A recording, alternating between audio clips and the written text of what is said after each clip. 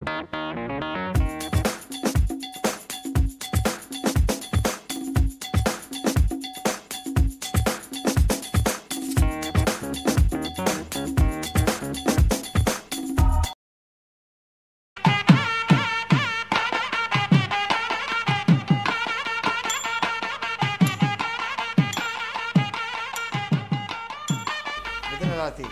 அன்பர்களே, உங்களுடைய புத்தாண்டு பலனை பார்ப்போம்.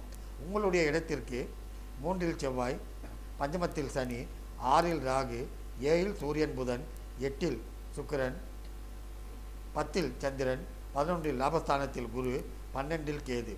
உங்களுடைய இடத்திற்கு தனாதிபதி என்று கூறக்கூடிய சந்திரன் உங்களுக்கு 10இல் இருப்பதால் தொழில் துவக்கம், வேலை வாய்ப்பு கொடுப்பதற்கு உண்டு. அதே நேரத்தில் செவ்வாய் 3இல் இருப்பதால் தீர்க்கம், வெற்றி, புகழ், கீர்த்தி அத்தனையும் உங்களுக்கு கொடுக்கும். உடல் நலத்தில் பிரச்சனைகள் இருந்தவர்களுக்கு இப்பொழுது உடல் நலம் நல்ல விதமாக அமையும். பஞ்சமத்தில் சனி, சொத்துக்கள் வாங்கும் விஷயத்தில் நீங்கள் கவனமாக இருக்க வேண்டும்.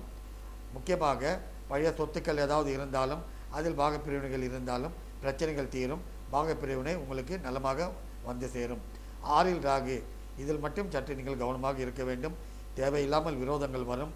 ஆகவே நீங்கள் ஒரு சற்று மௌனமாக, அளவுக்கு அதிகமாக பேசாமல் இருப்பது நன்மையை கொடுக்கும். விட்டு கொடுங்கள், அதனால் பிரச்சனை இல்லை.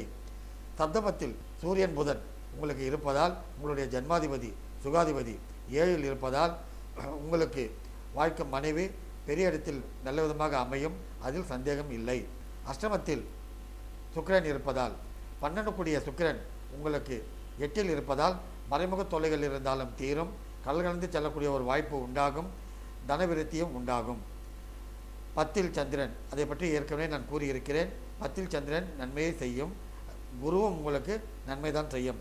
ஆகவே மிதுனராசி நேயர்களே, நீங்கள் கவலைப்பட வேண்டிய அவசியமே இல்லை.